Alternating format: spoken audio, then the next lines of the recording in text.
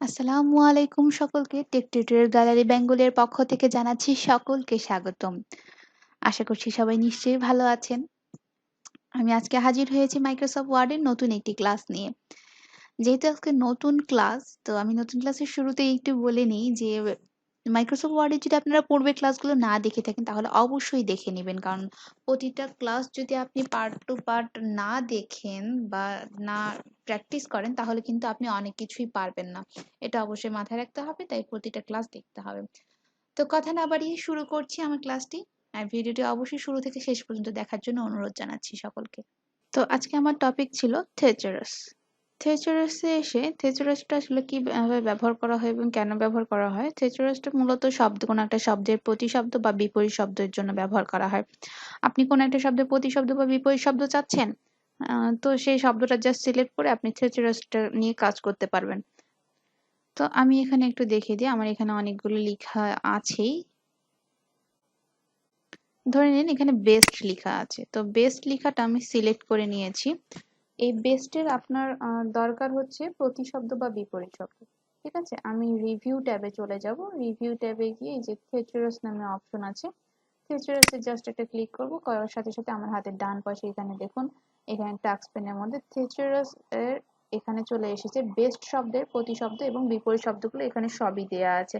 আপনার যে প্রতিশব্দ বা যে বিপরীত শব্দটি এখন প্রয়োজন সেটি আপনি এখান থেকে নিয়ে নিতে পারবেন। আপনার যে প্রতিশব্দ বা বিপরীত শব্দ এই বেস লেখার পরিবর্তে প্রয়োজন, দেখুন এগুলো সবই কিন্তু প্রতিশব্দ অর্থাৎ সিনোনিম। আর এখানে দেখুন এখানে ওর্স্ট লেখা আছে, এখানে অ্যান্টোনিম লেখা আছে, এটা হচ্ছে এর বিপরীত শব্দ।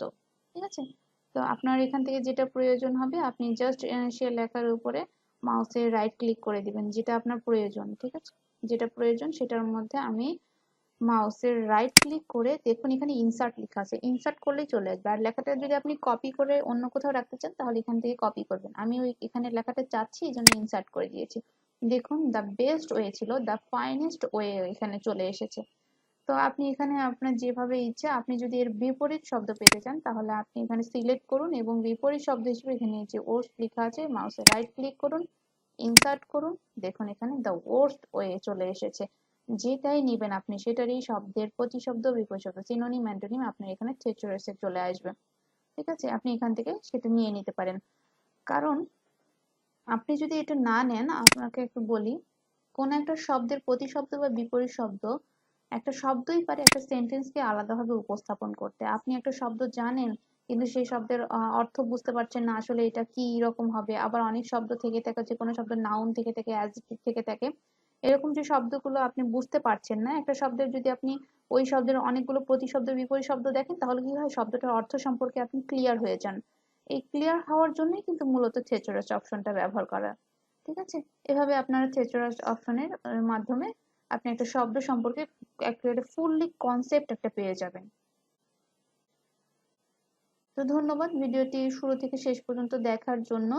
আর আমার চ্যানেলে যদি আজকে নতুন হয়ে থাকেন তাহলে অবশ্যই সাবস্ক্রাইব করবেন, আর পুরনোদেরকে বলছি লাইক কমেন্ট শেয়ার করবেন।